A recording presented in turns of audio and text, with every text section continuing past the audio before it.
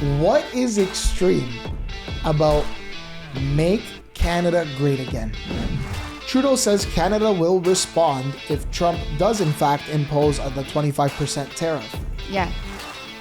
Why are we responding at that point? That's what I'm getting at. Isn't that a little too late? Yeah, absolutely. To the party? Oh, it's not good to be white right now. That's the truth of it. For some reason, it's frowned upon. What's going on, guys? Welcome to another episode. It's good to be here with you guys. You know, this is one of the first days we're back in the studio, so it feels very good, and we've got a lot of topics to talk about today. Trump calls Trudeau the governor of the great state of Canada. Trudeau was not happy about that, and he responded by saying Trudeau says Canada will respond if Trump imposes 25% tariffs. So we're going to get into all that. I don't know if you heard about this, but the Canadian military extremism is being questioned because soldiers purchased Make Canada Great Again hats and merch. So this is apparently an extremist view in Canada. We're going to discuss that a little bit more. Justin Trudeau says that this whole Make Canada Great Again rhetoric is actually from Pierre Poilievre, and he's comparing him to Trump and calling him an extremist. Elon Musk is continually making headlines. Apparently, he's buying a pad near Mar-a-Lago in Palm Beach. Apparently, you know, he's Trump buddy now, and he's part of his cabinet. He's part of his team. So he might be buying a home in Florida. We'll see. Russia hits China with trade tariffs. This is very interesting, considering BRICS and the alliance between Russia and China. Has Trump played a role in this? Is Trump winning as the U.S. president, the election? Does he play a role in this? Russia hits China with trade tariffs. We'll discuss that. Real estate tycoons. I don't know if you guys have been following the story. The Aleksandr brothers have been arrested now on federal charges. They were arrested this morning in Miami. We'll talk more about that. We're in Canada, so we got to talk to you about the Bank of Canada.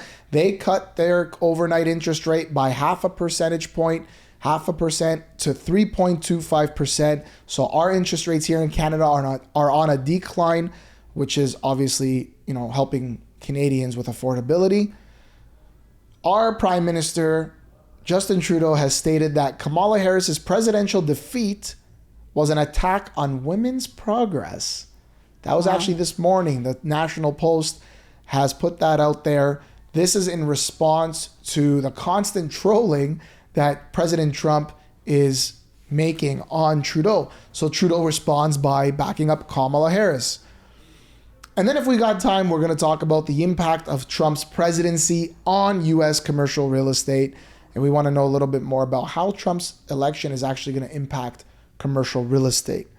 So we want to get right into it. I'm with my co-host, Marianne. Welcome back to the show, Marianne. Thank you. How's it going? Amazing. Happy to be here today. You left your kids' Christmas concert today to be here with us? I sure did. So We're going to have some good topics. Doesn't speak much about your role as a mother, does it? Thanks a lot, Matthew. Thanks a lot. Let's get right into the first article. You heard, obviously, how President Trump said to Justin Trudeau, Prime Minister Justin Trudeau, that if the Canadian economy fails and doesn't do well under these tariffs, that Canada can become the 51st state of the U.S. How do you feel about that? How embarrassing, honestly. Like, if I was Trudeau, I would have shriveled up in a little ball and hid away. I found that so embarrassing. And even his response, I thought he should have done better. He should have said better. And he didn't say much. So I feel like... So the New York Times, this is their article. Trump calls Trudeau the governor of the great state of Canada. The president-elect's mockery of Canada and its leader is the latest salvo after his promise to impose steep tariffs on Canadian exports. President-elect Donald J. Trump mocked Canada's prime minister in a post late Monday that described him as Governor Justin Trudeau of the great state of Canada. I don't know. Part of me loves the fact that, I don't know, I'm born in Canada. I love Canada. I'm Canadian. Yeah. But there's always been, so many Canadians have moved to the States, especially where we're at. People, frequently travel to Florida Canadians have lots of properties in Florida. Well, this is the highest. This year is the highest since the 1980s that people have left Canada and moved to the United States. You're talking about permanently? Yeah, like leaving the country, saying I'm no longer living here and moving to the States. So why would it be so bad if we were the 51st state? Is it more of an identity crisis? Like we don't want to be, or like... I think it's... I wouldn't want that, but I mean... Our government definitely needs to do better. And I think the fact that Trump said that and the response, like he didn't really give a response, like I find embarrassing. Like he's supposed to be the leader of our country. And it's like, you can't even give like a great response back. So he came out with a response this morning. Okay. And what is it? So before we get into that, just reading on in this article here from the New York Times, Canada, of course, is the second largest country by landmass with a population of roughly 40 million. Yeah. And, President-elect Donald Trump wrote, I look forward to seeing the governor again soon so that we may continue our in-depth talks on tariffs and trade, the results of which will be truly spectacular for all. The president-elect has promised to impose tariffs, in case you didn't know, of 25% on exports from Canada and Mexico on his first day in office next month, unless the two countries do more to stem the flow of undocumented migrants and drugs into the United States.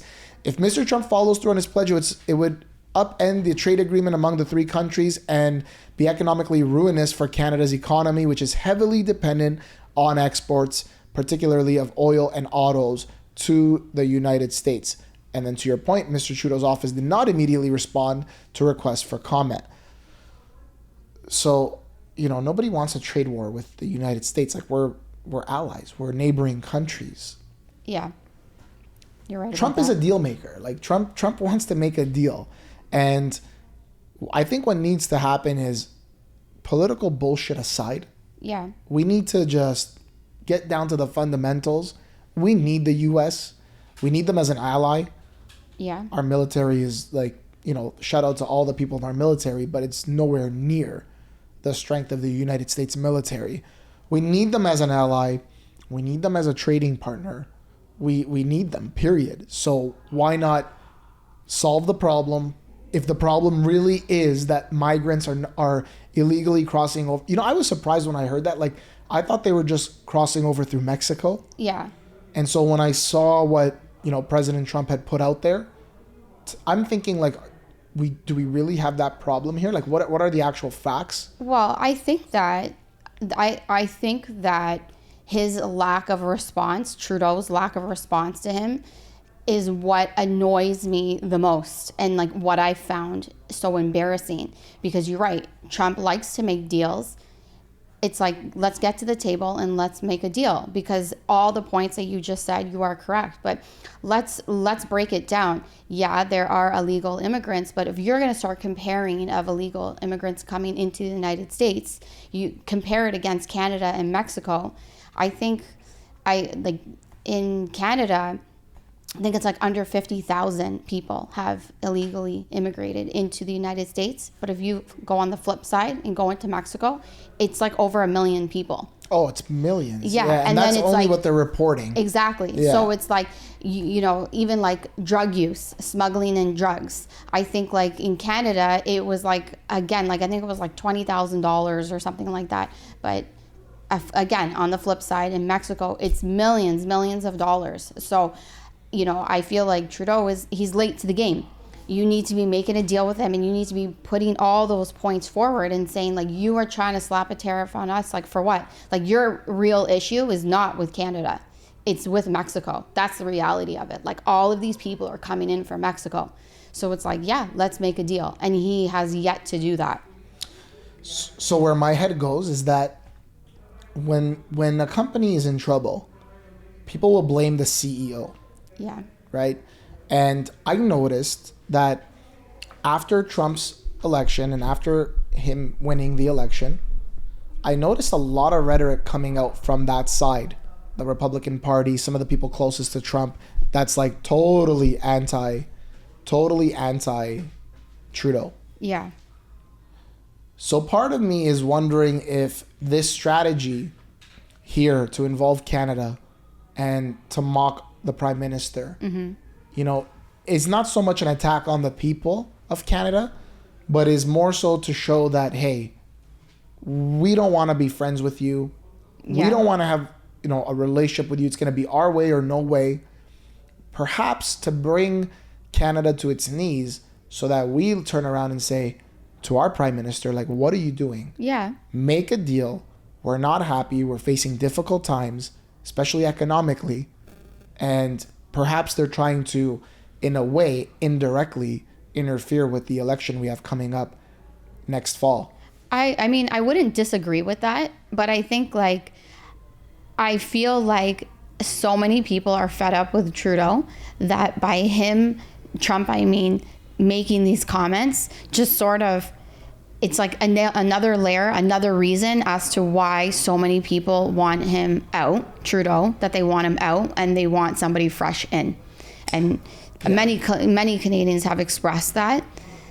So here's what I don't like. So the Financial Post reports after Trump says all these things, Trudeau says Canada will respond if Trump does in fact impose the 25% tariff. Yeah.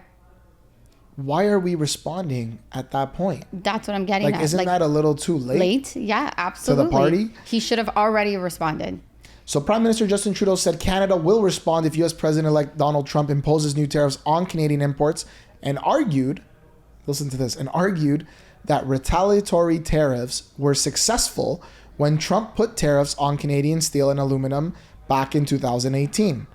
The comments on Monday were Trudeau's strongest language yet in signaling his government is preparing retaliation if Trump follows through on his threat.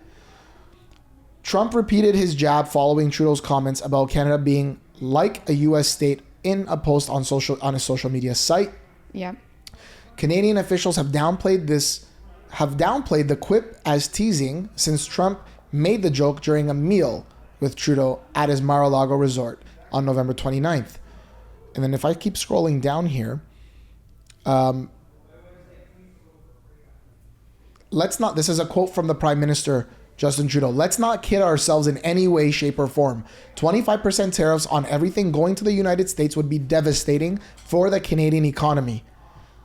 And he was speaking to the Halifax Chamber of Commerce. But he said the tariffs would also raise costs on a wide range of goods that the U.S. will receive from Canada. Canada will respond to unfair tariffs in a number of ways, and we're still looking at the right ways to respond. But our responses to the unfair steel and aluminum tariffs were actually what ended up lifting those tariffs the last time.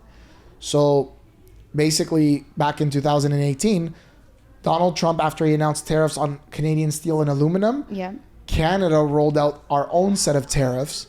They're called retaliatory tariffs. Say that 5 times fast. On targeted politically sensitive items such as bourbon and Harley Davidsons, playing cards, and Heinz ketchup. And they were very impactful to Trump's party at the time. And as a result, the tariffs on steel and aluminum were then lifted. So you could have this kind of war back and forth, but obviously it doesn't help anybody. Yeah. So, maybe coming to like a fair deal and fair understanding of what's going on, maybe having closed borders, for example, would be nice. Yeah. Right? Why are we allowing all kinds of people into the country without vetting them? I'm sure you've seen, there's been on the news recently, somebody who murdered someone has been given citizenship or a Canadian passport. Yeah. How do they slip through the cracks? And meanwhile, you have people legitimately trying to come to the country. Yeah. It takes them years. It's a good question that I feel like many Canadians are wanting an answer to. And I feel like I'm one of them. You're just like fed up. Like, why? Like, what has happened that now, these situations have come about and murderers are getting Canadian passports. And then, you have a long line of people, going about it the right way to get into the country. And it's like taking them forever. Yeah. For me, it's about, my parents were immigrants, and they came here the right way. Yeah. Weren't given any kind of social assistance. There really was none at the time besides welfare. Yes. And so they had to work. They met here. They had to work, build a life, and no complaints doing it. Even with what we're going through now, I'll talk to my aunts and uncles and my parents, my grandma who came here. I'll speak with them, and they're still happy. Like, even though money's an issue, they're still happy. Yeah. Even with the current state we're in, they're still happy. And they always say, you know what, the struggles we have here are nothing compared to us coming here. Yeah. And why we had to run away from our country that we lived in, right? So they understand they can't go back. Yeah. Right? They can't go back to their country. They understand what they have here. And so it bothers me that such a great country is becoming polluted with the wrong type of people. Yeah. And it's I such agree. an easy fix. You have a vet process. You have rules and regulations. You have laws. This has nothing. I know the liberals, or I don't even want to call them liberals because I used to go to liberal conventions. Like, it's not about one way or the other. But I know people that are going to disagree with this are going to say, well, what about the rights of that person? If they're coming here illegally, if they're coming here and they're terrorists or they're criminals, they should not be allowed to come here. Yeah, I agree. Period. But was there not once like a vetting process? Yes. There once was a vetting process, right? Like, you couldn't just walk in. You had to be like sponsored, or you had to say like what you were bringing to this country. Now that has been like thrown out the window, and anybody can come without being vetted, from what I'm understanding. Yeah, well, in the U.S., it's completely like, it's gone out of control. And obviously Trump has spoken about getting the military involved, going after the gang members that are taking over cities like in Colorado. And then afterwards, you know, figuring out who's who and who should stay and who shouldn't stay, and giving people the option. But in Canada, I feel like it's kind of just been swept under the rug. Like, really, the first time I heard that it was a problem was when Trump said it. Yeah. Okay, as you said, to your point, it's not to the extent that it's going on in Mexico. But if that's still happening, like, we don't support that. No, not at all. Not at all. Not at all. When you think of extremism, what do you guys think of? Like, extremism, what comes to mind? The word extremism. I'm not thinking of make Canada great again, that's for sure. I don't find that extreme at all. I'm thinking of like terrorist attack. Yeah, like a terrorist. 9/11, something that's of a magnitude that, you know, is just insane, and maybe it costs people their lives. Yeah. Right. It causes damage to society. It could potentially cause a war, like something extreme, like in the truest sense of the word. Let's see the definition of extreme. Let's see. All right. So, reaching a high or the highest degree. Very great. What is extreme about make Canada great again? I don't know. What is extreme about make America great again? Nothing. I think it's like a genius slogan. And I think Canada is needing to adopt it, because Canada once was great and now it's not as great. So check this out. A questionnaire sent to soldiers by the Canadian Armed Forces asks if they have purchased extremism merchandise offering Make Canada Great Again hats as an example. They classified that as an extreme merchandise. The questionnaire, which was leaked to True North is the media company, was designed to assist the military in its efforts to detect and combat hateful conduct and radicalization among the ranks.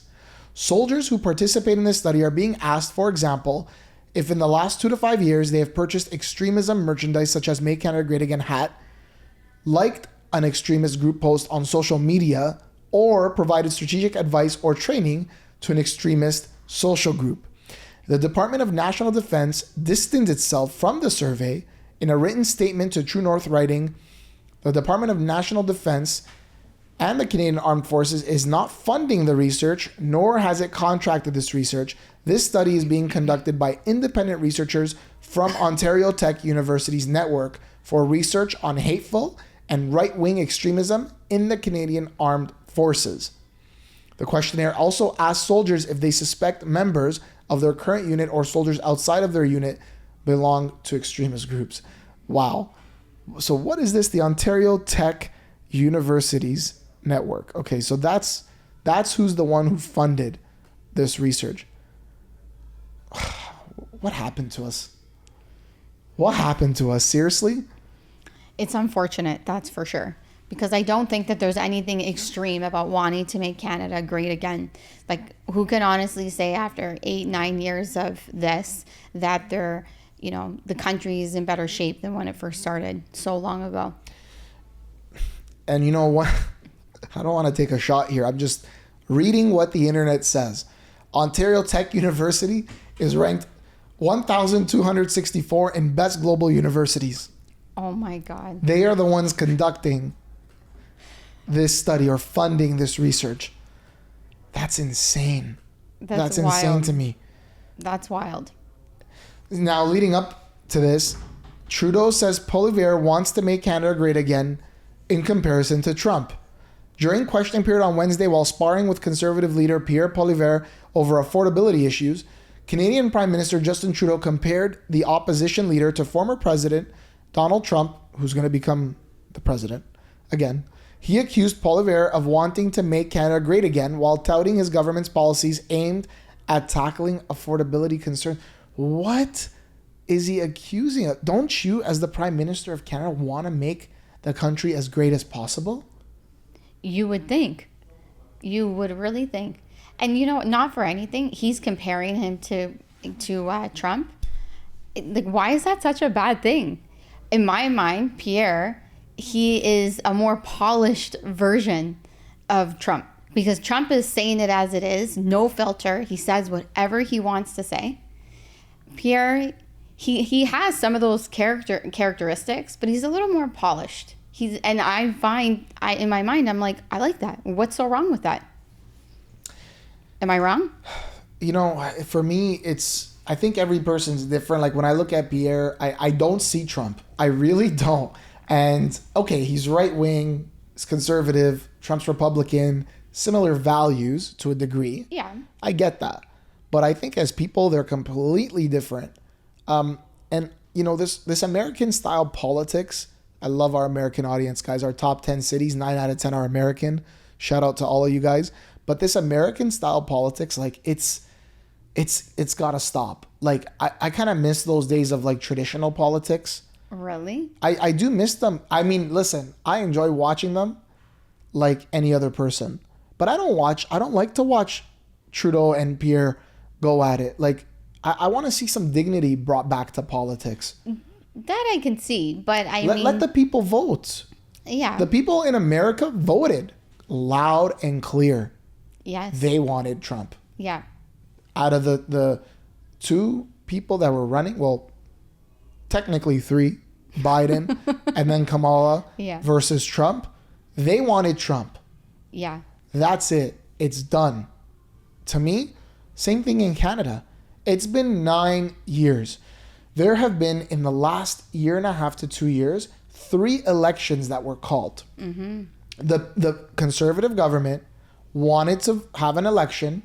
They wanted to call an election. And that didn't get passed. It didn't even reach the people. I think the first time it did, the second and third times it didn't. Because when the liberal government won a minority government, they partnered with these other parties that we have here in Canada, and they formed basically a majority. Yeah. So now every time the other side wants to call an election, they just shut it down. Yeah. It doesn't even reach people. It doesn't even reach Canadians. I find that mind-boggling. Let the people vote. Yeah. Let the people have a say. If the majority's happy with Justin Trudeau, then he remains in power. If they're not, then somebody else gets a chance. How do you feel about terms? You know how presidents in the U.S. have 4-year terms? Yeah, and they can go. What do you think about that? I wish that Canada had that. I wish that they did, because you run into situations where, it could go on and on and on. Like, look, this is 9 years, and maybe people's thoughts would be a little different if if it wasn't like in the state that it is in currently right now. But I just think that if it was limited to 2 terms, I think that personally I would like that better, just because it's like keeping it fresh. You get different perspectives coming in, and just different views. Whereas when you're in this situation, it's constant, like it's the same thing, and people are getting fed up. For me, it comes down to, again, like, you have a set amount of time to carry out your plan. That's your goal. Like, for example, obviously there's succession planning, but like in the U.S. Political system, they have 4-year terms as president. Right. So then there's succession planning, or they want to win a second term. Right. Right. But you got that time, and that's it. Yeah. You're supposed to do the best that you can within that time frame. You not being able to, or us as Canadians not being able to, have set terms, and as a result, like what's going on now, we have a prime minister who's been going on for 9 years. Some people love him. Some people love him. You can't deny that. Some people do. And some people don't. A lot of people don't. So the vote needs to be in the hands of the people. Yeah. It can't just be, well, he won the election but lost it at the same time. So as a result, he does some deals with these parties that are over here. Yeah. And as a result, now they have the majority. So they could basically pass any laws they want or shut down any kind of proposed situations like an election. Yeah. I don't think that's fair. Like, I think that's borderline like being a dictator almost. Yeah. If you can get away with anything, it's not good either. Yeah. Even if it's the other side, even if it's a conservative government, Yeah. I think there needs to be that system of checks and balances. And I think Canada needs an election. It's coming up. I can't wait. 10 months from now. So everyone needs to go out and vote. It's so important. We got to vote. This time we got to vote. Mm-hmm. Switching gears a little bit. Is Elon Musk buying a pad in Palm Beach near Mar-a-Lago? Here's what we heard. So this is from the Miami Herald. So the Tesla/SpaceX founder seems to like it down here, judging from the amount of time he's been spending at Mar-a-Lago in Palm Beach since the election. It stands to reason that Musk would want to buy or want to be near President-elect Donald Trump thanks to his status as unofficial first buddy, as well as his new gig co-leading the Department of Government Efficiency, also known as DOGE. Yeah. How do you feel about this, Elon Musk getting involved? I think it's cool. And I think he's for sure going to buy the helicopter pad. I think he's going to buy something down there. Something lavish?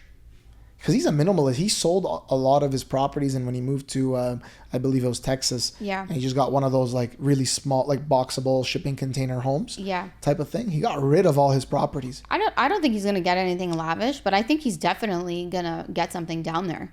Musk, if you need a realtor, right here. Don't even bother with Marianne. I'm right here. Okay, everything goes through me. It'll be interesting because, like, I wonder how this is gonna, like, is it gonna spark a political career for Musk going forward? Is it just for these 4 years? Is he gonna be like a really big figure, a prominent figure in the Republican Party? I'm very, very curious to see how this plays out. My thoughts are, I don't think he's going to go politically for like further out after this. I think he's going to dedicate the 4 years, sort of reminding me of what his daughter, Ivana, and Jared, the husband, did. They dedicated themselves through Trump's first term. They did everything that they wanted to do. But this time around, they are like, you haven't seen them. They are not around. So I feel like Musk is reminding me of that. Like, he's going to give it his all for 4 years. He probably has some like really amazing ideas. Now that he's going to be working with that guy. I can't remember. Vivek. Yes. No, not him. The other guy. It's another guy. Cash. No, Vivek Ramsakawi, I believe. Isn't he going to be working with Cash? And maybe I'm wrong. Let's see. Let's fact check it. But I thought he was going to be working with that guy as well. I think his name is Cash. And he was the guy that originally started finding out some information about Russia. But I think... Maybe we'll get an update on that.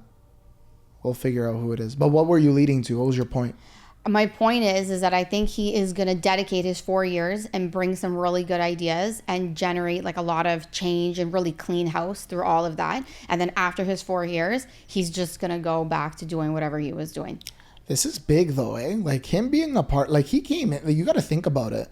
He came in to Twitter, now known as X. Yes. And he fired like 2/3 of the staff. Yeah. Right? And everyone thought he was nuts. And he realized that Twitter can still be ran at the same capacity, if not better, Yeah. with a third of the staff. Do you think that he will be good for America in the next 4 years? I think he loves America. I think America has played a big role in making him who he is, because how do you achieve that level of success somewhere else in the world? Yeah. It happens in America.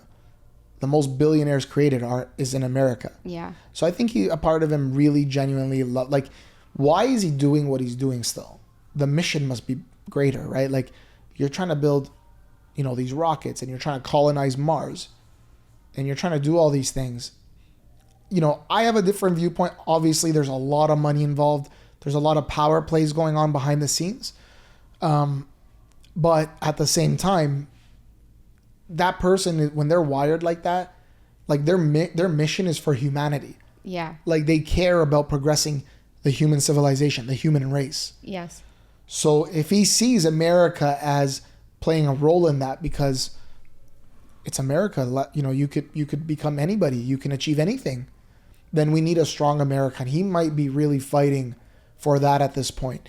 I also heard something that one of his kids, I'm not sure if they became a transsexual, or they had some gender ideology issues, and they went through some surgeries or something like that. Elon Musk's kid. Okay. And I just wonder if he has this thing in the back of his mind or at the front of his mind of like, he's so unhappy about that he's really just going to do whatever he can to attack that kind of radical ideology, or any person who is involved in that in whatever level. Have you heard about that? No, I haven't. I know he has like 10 kids at a minimum. 10 or 12 children. But I didn't know that one of them... Yeah, his daughter. Oh, I didn't know that. Elon Musk's transgender daughter. In the first interview, this was done in July of 2024, she stated that he was an absent father who harassed her as a child, and that she doesn't see her future being in the U.S. Wow. So I wonder if part of all this, that's like maybe the cherry on top, or that's one of the motivations. It's a possibility, that's for sure. It could be. Let's see what happens with DOGE. Real estate tycoons. So another news, ABC News reports just this morning, real estate tycoons, the Aleksandr brothers, have been arrested on federal charges.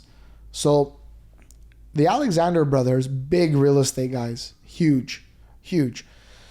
So Elon, Oren, and Tal have all been arrested on federal charges out of New York, according to prosecutors. The prominent real estate brothers have been accused in civil lawsuits, lots of them, of various acts of sexual misconduct, right? Yeah. Now, the criminal charges, this is fresh, this is off the press, they have not been unsealed. So we don't know why they were arrested on federal charges, criminal charges. They haven't been unsealed yet. The brothers began their careers at Douglas Elliman, focusing on the real estate market in New York and Miami. They left and launched their own firm, it's called Official, in 2022. There are no further updates at this time. I don't know whether these guys are guilty or innocent. I have no idea. But when you're at that level, like, how many times have we seen this happen to men at that level, where there are these accusations of them, conducting themselves, their sexual misconduct, conducting themselves in a way that's not appropriate. I wonder if it's almost always, no, I shouldn't say that. There are real victims out there. I shouldn't go down that route.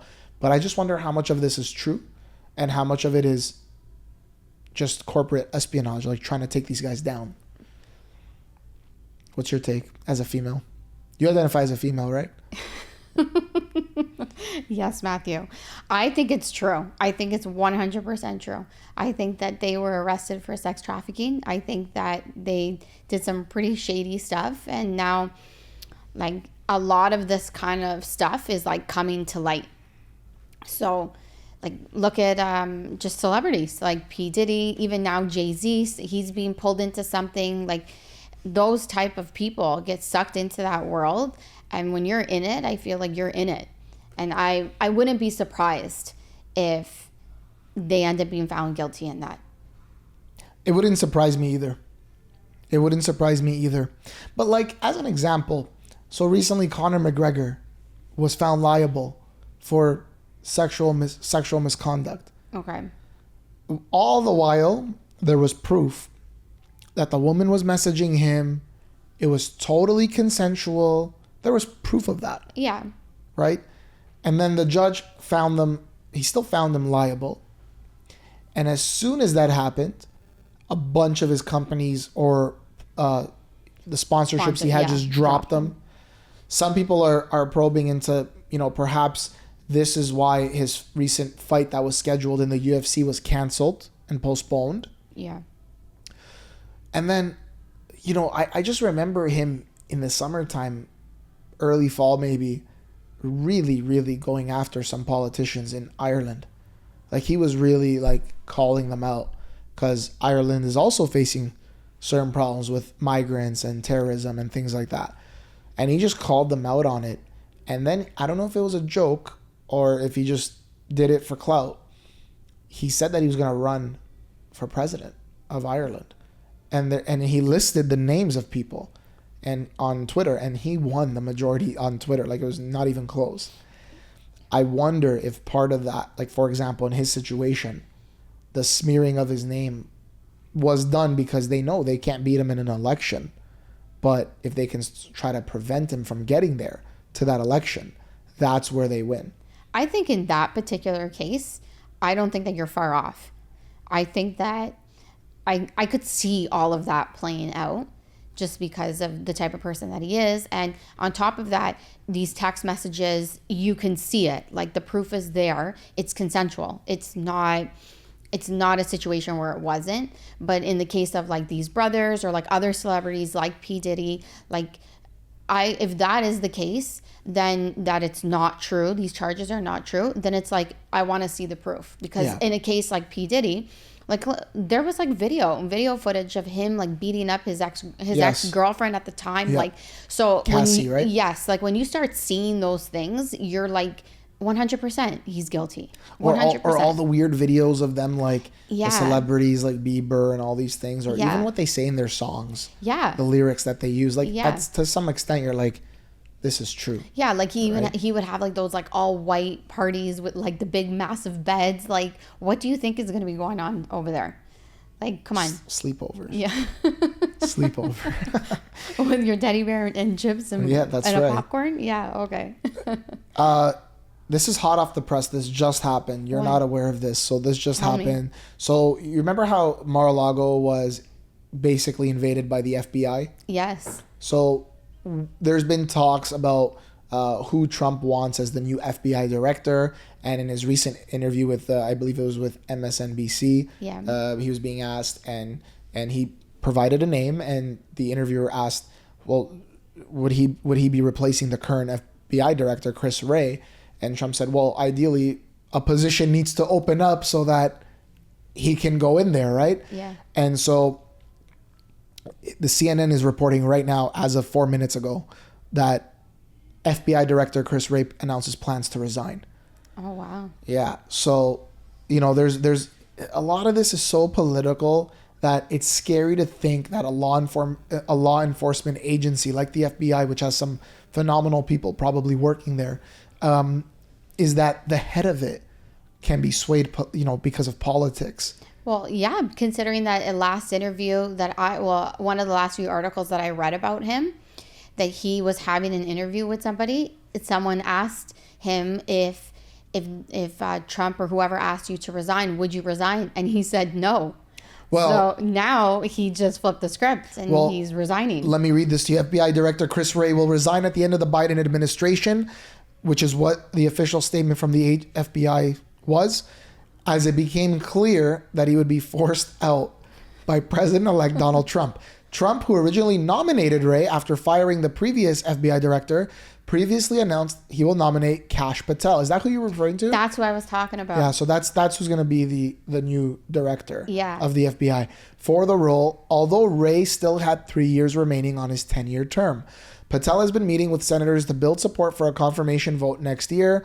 Wray had wrestled with whether or not to resign, given Trump's stated desire to replace him, sources say, and wants to facilitate an orderly transition. But some in the FBI worried his departure would normalize Trump's penchant for replacing FBI directors he doesn't like, as the position is supposed to straddle administrations and be insulated from politics. Okay, yeah, insulated from politics. It's supposed to be, you're right, but it clearly wasn't. And there's just a little bit more context to this, but it's so scary to think that things like the weaponization, like Trump talks about, of the justice system and different law enforcement agencies, that it happens here in North America.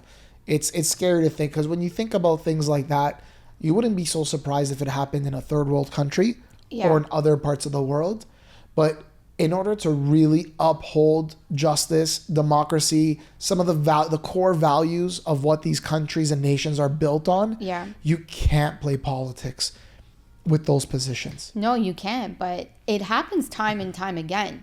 Like, look at the that case, that guy, the subway guy. They were naming him the subway strangler, and that he was found not guilty.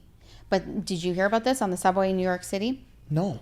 So this guy, there was some erratic guy on the subway. I think it was in 2023.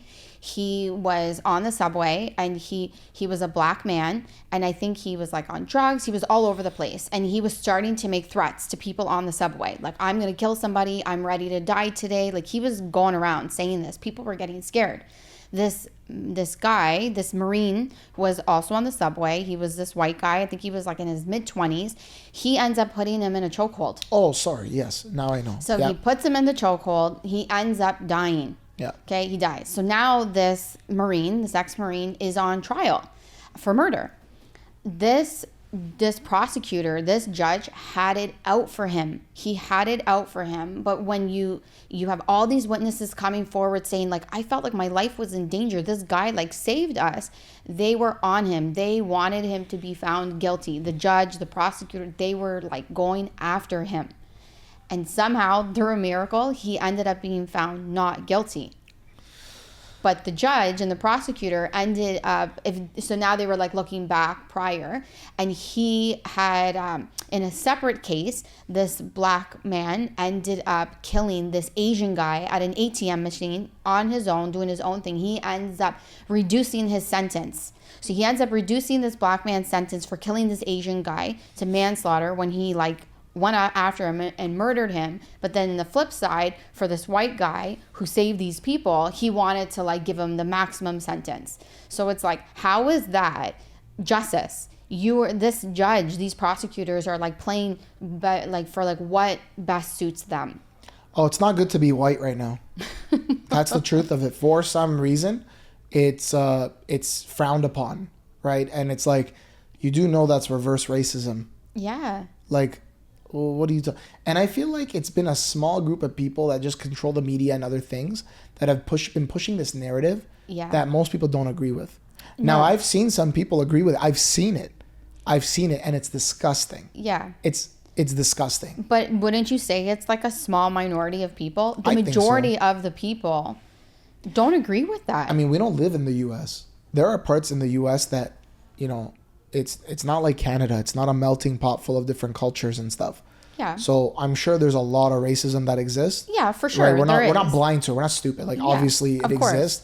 But, you know, for you to be now pushing this narrative against white people. Yeah. Like, it's ridiculous. It's just ridiculous. There's, you know, we're all human beings. We all bleed the same. Yeah, absolutely. Right? It doesn't matter what you look like, where you're from, etc. But so the point you're making is that the justice system needs to have some sort of checks and balances so that things can be tried fairly. Yeah. This one took me by surprise this morning, and I said, you know, I haven't spoken to Marianne about it, but I do want to just mention it because it's so interesting how the global economy and the dynamics work. So obviously, you know about BRICS, right? Mm-hmm. The alliance. There's so many countries, but BRICS: Brazil, Russia, India, China, and South Africa. Russia, all this talk about tariffs. Newsweek reports Russia has imposed a new tariff on a category of imports from China, an ally that has been a crucial lifeline for Moscow ever since President Vladimir Putin invaded Ukraine. So customs officials in Vladivostok, I hope I pronounced that right, recently reclassified sliding rail parts used in Chinese furniture, categorizing them alongside furniture parts with bearings, meaning they are now subject to a 55.65% tariff. And this is what the Association of Furniture and Woodworking Enterprises of Russia announced at the end of November. The association warned of serious consequences, saying such a strong increase in duties could lead to the bankruptcy of many importers of furniture, components, and an inevitable rise in the price of domestic furniture by at least 15%. And yeah, I mean, I don't want to read on about this particular tariff, and what impacts it may or may not have. But my point being is that Russia putting a tariff on the Chinese all of a sudden. Yeah, like how does that work? Yeah, that's like weird to me. Are we just gonna have this like tariff war? Is that World War III? World War tariff? Hey, you never know. World War tariffs, eh? In today's world, I feel like anything is possible. Anything is possible. Nothing's off the table is what I came to realize in this world today. You're right. Yeah. But part of me wonders, because Trump kept talking about, and not to get too much in the wars, and nobody wants war unless you're part of the military-industrial complex, but Trump constantly would say throughout Biden's term that he can have the war between Russia and Ukraine ended. Yeah. It would have never happened, is what he says, had he been president. I almost wonder if this is a play because of Trump winning the election. New alliances are starting to form now. You notice a lot of rhetoric, even from companies, a lot of this DEI stuff, a lot of it's kind of like, hush, hush, it's going away. Yeah. It's kind of balancing itself out now, moving more in the middle ever since Trump won. Yeah. I wonder if this is part of that. Curious. That's an interesting thought. Yeah. You never know. We're not experts on tariffs and things like that, nor are we experts in Russian news and news about China, so we're not really going to get too deep into it. I'm curious if you guys are watching it to this point. Let me know what you guys think in the comments if you have any more insights on this. Today, we had a very big announcement here. Bank of Canada cuts the interest rate by 0.5 point to 3.25%. So we have been on a decline over the last few months. Our inflation rate has kind of, balanced itself out to 2%. Yeah. We won't get into how they come up with that number and how skewed the numbers are, etc. But to me, this is a good and a bad thing. It's good from an affordability standpoint. Yes. Right. People who have mortgages, things like that. We currently have a problem in our real estate market. It's a bad thing because our dollar just becomes weaker and weaker. Yeah. That was one of my questions that I was thinking about and wanting to talk to you about is like, okay, this drop happened, amazing, but how is that going to affect the Canadian dollar? What happens in a situation like that? So it just becomes weaker compared to the US dollar. So because we're using cheaper dollars to then trade. So when you go look at your conversion rate now, today you'll automatically pay more for goods in the US because they just have a stronger dollar than us. When you lower interest rates, this is the problem. Yeah. When you're lowering interest rates, you're basically saying you need to stimulate the economy. Right. That's why. So the more you're putting out cheap dollars, it's like what happened during 2020.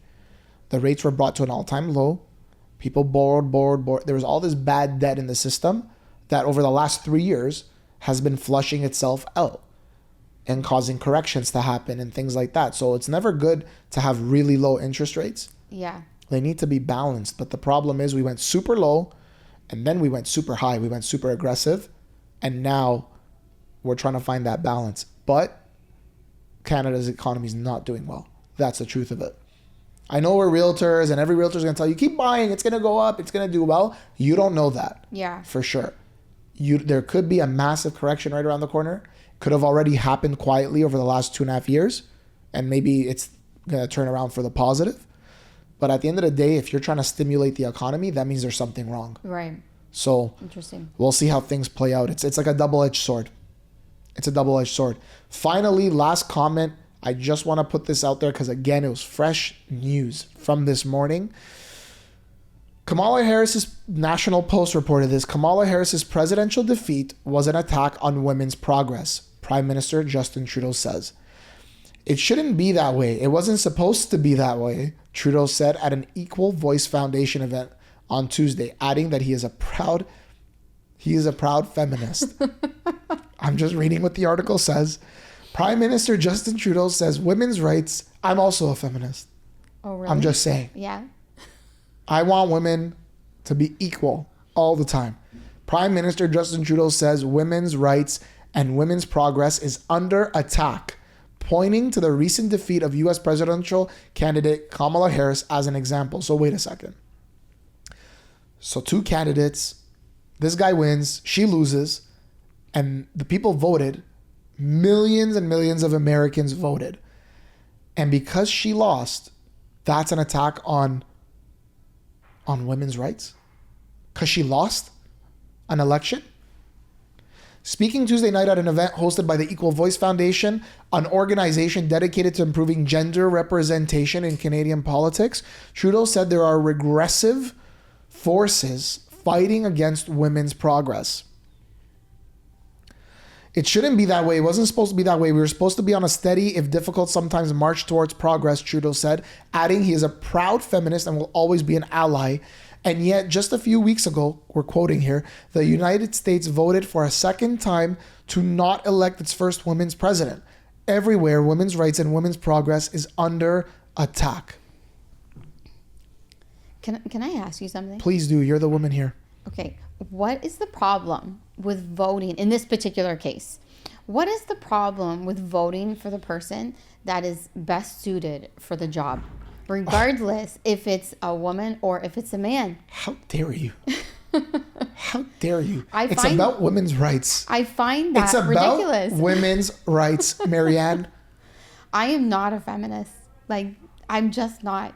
You want to know who I want to be the president or the prime minister? The best person suited for the job. Whether that is black or white, whether that's a male or a female, I don't care. I just want the best person for the job. And if it happens to be a woman, then that's amazing. So you mentioned earlier, like, what was the prime minister's response to all these things about him being the governor? Yes. So the National Post is reporting the remarks also come hours after Trump taunted Trudeau on social media, referring to the prime minister as the governor of the great state of Canada. Yeah. This was the response. Okay. See? Listen, we don't have to, our audience is smart. I know the analytics. I know who's watching, and we appreciate you guys. But I'm with you. The best person that's suited for the job should get it for any job. Yeah, absolutely. For any job. And if it happens to be a woman, amazing. If Yeah. it happens to be a man, amazing. Like, I don't look at that. No, I never really do. don't look I at never that. do. I never ever do. And sometimes I use the example. I'm like, if you are stuck in a burning building, okay, and you need help to get you out of there, who would you want to come and save you? A strong man to carry you out, or someone like me that's going to struggle? Well, obviously not you, but like, why can't there be a strong woman carrying me? I don't want a strong guy. If they're strong enough to do it. Carson, what the heck is going on here? What? No, I'm just, go ahead, please, your point. If they're strong enough to do it. Then do it. I would rather have the man come and get me, because the reality is men are naturally stronger, physically stronger. So it's like this whole idea of like everything has got to be equal all the time. In my mind, it's like the best person suited for the job. In this particular case, I use the example of the firefighter. They are strong. They're naturally stronger. They would be able to help me more than in a case like that, than like a woman who's like the same size as me. They would be struggling to help me out. So it's funny you brought up the firefighter, because we actually studied that in school. My major was law. Okay. And so this definition of equality, this is where it starts from. It's all in these post-secondary education, places. Absolutely. Because they're super left, right? So they were saying, well, what's equality? Like, if you're not able to even become a firefighter, then is that equality, right? Because they don't have the chance. But the whole idea was firefighters go through a certain test, Yeah. a physical test, right? And if you can't make that test and pass that test with flying colors, Yeah. and the test is this house is on fire, kick the door down, go in there and Yeah. get the family out, and you can't even kick the door down, Yeah. then I'm sorry, then you shouldn't be a firefighter, even if you're a male and you can't kick the door down. Yeah. It has nothing to do with the gender. No. I think where they come in and twist it and get people on their side to say, yeah, is when they connect gender to it. Yeah. Like, Absolutely. I don't give a shit if you're a guy Yeah. or a girl. If you can't kick the door down when the house is on fire and save the family, you should not be a firefighter. Yeah. That's the reality of it. Plain and simple. Yeah. It's not complicated. It's not complicated. But in areas where women are taken advantage of, like if they're getting paid to do less for the same job as a man, yes, I definitely think, obviously, they should be treated fairly. And they should be getting paid the same if it's the same job. Like, let's say you and I worked at a company. We did the same exact thing, but the company paid me $40K a year and they paid you $30 just because you're a woman? No, that's completely unfair. Okay, but can I ask you something? What company does that? Well, exactly. That's another conversation. Because I seen a guy say, well, if companies pay women less, why don't they just hire all women? Right? It's a good argument. So I'm just saying that if that is the situation, of course, anybody should be treated fairly. Yeah. All right. That's the end of this episode, Marianne. I think you did great. Guys, let us know what you thought in the comments below about Marianne, about me, about It this was fun. content. I had a great time. Until next time, you guys, we're out.